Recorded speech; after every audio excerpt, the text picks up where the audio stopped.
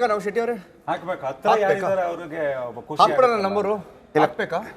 ಇಲ್ಲ ಜನರು ಕಾಯ್ತಿದ್ದಾರೆ, ಜನರು ವೀಕ್ಷಕರು ಕಾಯ್ತಿದ್ದಾರೆ.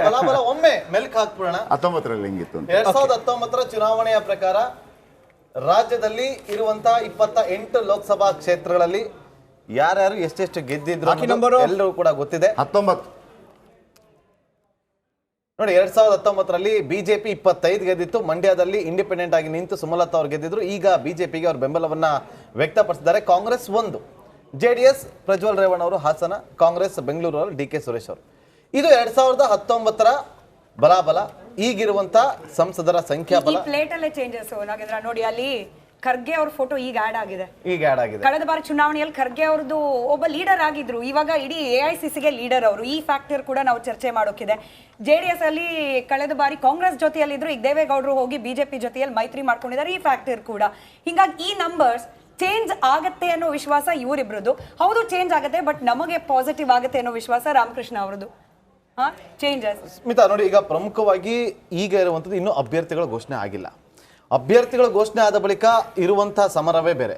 ಈಗ ಈ ಕ್ಷಣದ ಮೂಡ್, ಜನರ ಮೂಡ್ ಹೇಗಿದೆ ಅನ್ನೋದ್ರ ಬಗ್ಗೆ ಇವತ್ತು ಸರ್ವೆ ಮಾಡಿ ಜನರ ಒಪಿನಿಯನ್ ಅನ್ನ ತಗೊಂಡು ಈ ಒಂದು ಒಪಿನಿಯನ್ ಪೋಲ್ ಅನ್ನು ನಮ್ಮ ಮುಂದೆ ಇಟ್ಟಿರುವಂತದ್ದು. ಆ ಒಪಿನಿಯನ್ ಪೋಲ್ ನಮ್ಮ ಮುಂದೆ ಇದೆ. ಇನ್ನೇನು ಕೆಲವೇ ಕ್ಷಣಗಳಲ್ಲಿ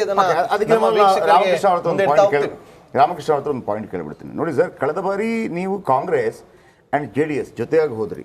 ನಿಮ್ಮ ವಿಧಾನಸಭಾ ಚುನಾವಣೆಯ ಆ ಪ್ಯಾಟರ್ನ್ ಬರೋದಿಲ್ಲ ಲೋಕಸಭಾ ಚುನಾವಣೆಗೆ. ಆದರೂ ಕೂಡ ಹೆಚ್ಚು ಕಡಿಮೆ 5% ಆ ಕಡೆಗೆ ಅಂದರೆ ಅಂದ್ಕೊಳ್ಳಿ. ನೀವು ಕಳೆದ ಬಾರಿ JDS ಜೊತೆ ನೀವು ಹೋದರೂ ಕೂಡ ಹೀನಾಯಮಾನ ಸೋಲು. ಒಂದು, ದೇವೇಗೌಡರೇ ತುಮಕೂರಲ್ಲಿ ಅತಿ ಹೆಚ್ಚು ಸ್ಥಾನಗಳನ್ನು ಗೆದ್ದಿದ್ದ ಸಂದರ್ಭದಲ್ಲಿ JDS ಕೂಡ ನಿಮಗೆ ಗೆಲ್ಲೋಕೆ ಆಗಲಿಲ್ಲ. ಆ ಕಾಂಬಿನೇಷನ್ ಏನು? ಆ ಥರ ಇಬ್ಬರು ಸೇರಿದ ನಂತರ ಕೂಡ ಏನು BJP ಮ್ಯಾಜಿಕ್ ಮಾಡ್ತು? ಏನು ನೀವು ಸೋತೋದ್ರಿ? ಒಂದು, ನಾವು ಮೋದಿಯವರ ವೈಫಲ್ಯಗಳನ್ನ ಜನಗಳಿಗೆ ತಲುಪಿಸೋದ್ರಲ್ಲಿ ಎಡವಿದ್ವಿ. ಮತ್ತು ಕ್ಯಾಂಡಿಡೇಟ್ಗಳನ್ನ ಒಂದು ಸ್ವಲ್ಪ ಆದಷ್ಟು ಬೇಗ ನಾವು ಆಯ್ಕೆ ಮಾಡಬೇಕಾಗಿತ್ತು. 2, 3ನೇದು ನಮ್ಮ ಆಂತರಿಕ ಸಮೀಕ್ಷೆಯಲ್ಲಿ ಹೇಳ್ತಾ ಇತ್ತು, ಆದರೆ ನಾಯಕರುಗಳ ಮಟ್ಟದ ಬೇರೆ ಇತ್ತು. ಬೇಡ, JDS ಜೊತೆ ಹೋಗ್ತಕ್ಕಂಥದ್ದು ಬೇಡ, ಅದು ಕುಟುಂಬ ರಾಜಕಾರಣ ಆದಾಗ ಎಲ್ಲ ಕಡೆ ಅದೇ ಮಾತಾಡ್ತಾರೆ, ನೀವು ಎಲ್ಲದಕ್ಕೂ ಯಾಕೆ ಒಗ್ಗಟ್ಟಾಗಿ ಹೋಗ್ತೀರಾ, ಅವ್ರು ಸಪ್ರೇಟಾಗಿ ಹೋಗ್ಲಿ, ಹೋಗ್ಬೇಡಿ ಅನ್ನೋದು ಇತ್ತು. ಆದರೆ ಈಗ ಒಂದು ನಿಮಿಷ ಕೇಳ್ಬಿಡ್ತೀನಿ. JDS ಜೊತೆ ಹೋಗೋದು ಬೇಡ, ಆಂತರಿಕ ಸಮೀಕ್ಷೆ ಹೇಳಿತ್ತು.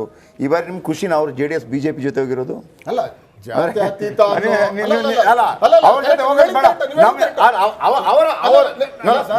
JDS ನಿಮ್ಮ ಜೊತೆ ಬರೋದು ಬೇಡ ಅಂತ ಹೇಳಿದ್ರು. ಈ ಬಾರಿ JDS BJP ಜೊತೆ ಹೋಗಿದೆ. ನಿಮ್ ಖುಷಿನಾ? ನಮ್ಗೆ ಖುಷಿ ಅನ್ನೋದ್ರಲ್ಲಿ ಯಾವುದು ಅಂದ್ರೆ, ಅವರೊಬ್ರು ಕಮ್ಯುನಲ್ ಆಗಿ ಹೋಗಿರೋದ್ರಿಂದ ನಮ್ಗೇನಿದಿಲ್ಲ. ಆದ್ರೆ ಜಾತ್ಯತೀತ ಬಿಟ್ಟು ಹೋದ್ರಲ್ಲ, ಅದೊಂದು ಬೇಜಾರಿದೆ. ಅದು ಬಿಟ್ರೆ ಹಾಗಾಗಿ ಜಾತ್ಯತೀತವಾಗಿ ನಿಮ್ ಜೊತೆ ಇದ್ರು ಏನ್ ಲಾಭ ಆಗಿಲ್ಲಲ್ಲ.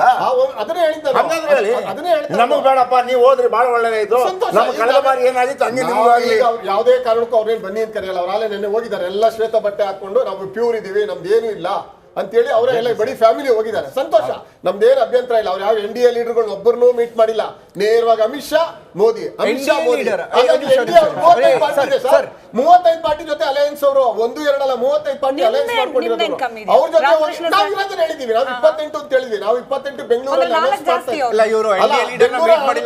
ಅನೌನ್ಸ್ ಮಾಡ್ತಾ ಇದ್ದಂಗೆ ಗಾಬರಿಗೊಂಡು 35 ಜನ ಘೋಷಣೆ ಮಾಡಿದ್ದಾರೆ. ಹಾಗಾಗಿ ಇವರು JDS ಅವರೇನು ಅಲ್ಲೋಗಿಲ್ಲ. ನನಗನ್ಸುತ್ತೆ ಚಂದ್ರಬಾಬು ನಾಯ್ಡು ತರ ನಾನು ಎಲ್ಲೋ ಒಂದು ಸ್ಥಿತಿ ಬಂದ್ಬಿಡ್ತೀನಿ ಏನೋ ಅಂತೇಳಿ ಆ ಬೈಕ್ ಹೋಗಿದ್ದಾರೆ ಅಂತಕ್ಕಂಥದ್ದು ನಾನು ಹೇಳ್ತೀನಿ.